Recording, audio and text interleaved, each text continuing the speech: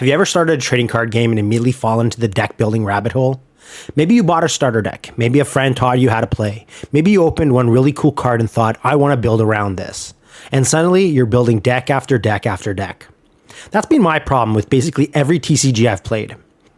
Instead of mastering one deck, I keep jumping between strategies, colors, mechanics, and playstyles, trying to find the one that truly clicks. And honestly, I think it's making me worse at the games I love.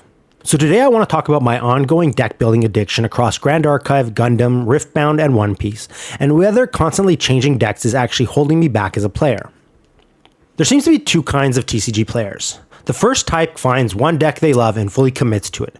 They learn every matchup, optimize every card choice, and slowly master the deck over time. Then there's the second type, my type, the people who cannot stop building decks. And honestly, deck building is one of my favorite parts of TCGs. I love experimenting, I love testing weird ideas, I love discovering synergies. But there's a downside. When you're constantly switching decks, you never truly learn one deeply enough to improve consistently. And I've noticed this pattern basically every card game I touch. With Grand Archive, I started with the Water Diana Aetherwing starter deck from Distorted Reflections. Actually, some of the first videos on this channel were about upgrading that deck. But I couldn't stay with Diana. I moved to Warrior Lorraine, then started experimenting with Exia Jin, and I eventually took a break from the game entirely. Now, weirdly enough, Grand Archive Regionals are happening at my LGS in June, and I decided to sign up. I'm planning to bring Jin. Do I expect to win? Absolutely not, but I think it'll be a great learning experience, and honestly probably good content for this channel too. And even though I know I'll make mistakes, I think tournaments are one of the best ways to actually improve. Gundam has been even tougher for me. I started with STO1 and STO3, and while I enjoyed them, I clearly needed upgrades. And then my LGS hosted a 64-player store championship, and I decided to run the Minerva Squad cards from STO9 using white-purple. I wanted blockers, I wanted survivability. It did not go well. I finished near the bottom of the standings, but honestly, I learned a lot from it. Right now, though, Gundam is still the game where I haven't found my deck yet. With Riftbound, I've bounced a lot too. I started with Victor from the starter champion decks, but eventually shifted towards Ari and Teemo. For a while, Ari became my main legend. I even brought her to summoner skirmishes, even though I was very clearly outclassed by more experienced players. Recently, though, I started considering a completely different direction. Master Yi, but not that one, the other one. This deck is incredibly fun, but also incredibly limited. And somehow that makes me want to build it even more. If I can get the cards in time, I'll probably bring it to the Riftbound Regionals in Vancouver later this month, which may or may not be a terrible idea. And then there's One Piece. This is where my deck building problem completely spirals out of control. I started with ST21 Red Luffy from the Let's Learn Together set.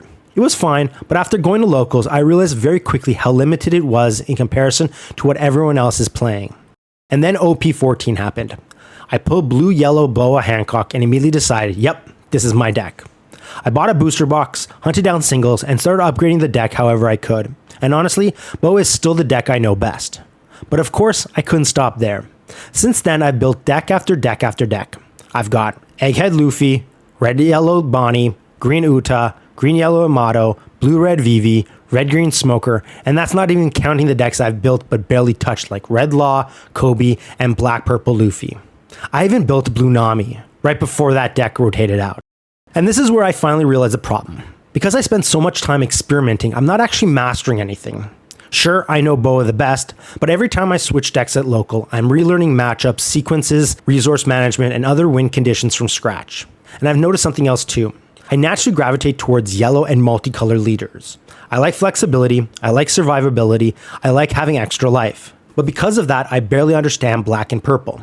I've never truly learned how black plays, and purple, managing Dawn properly feels awkward to me. So while I thought trying every deck would help me understand the game faster, it may actually be slowing my improvement down.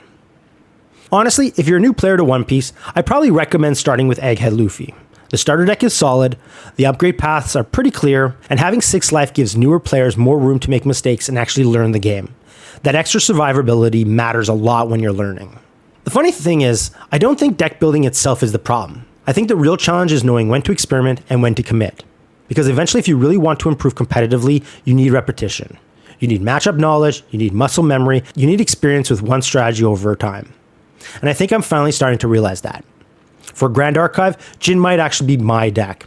For Riftbound, I'm probably either Team Ari or Team Master Yi. For One Piece, honestly, I still don't know. Part of me wants to stick with Boa long term, but upgrades are expensive, hard to find, and OP16 doesn't seem to offer much support for her so far. Meanwhile, every time I play at locals, I keep thinking, maybe I'm actually supposed to be playing red or green. Aggressive decks with strong pressure, but still enough defense to survive. Maybe that's my real playstyle. So I want to hear from you. When you started your favorite TCG, did you stick with one deck from the beginning?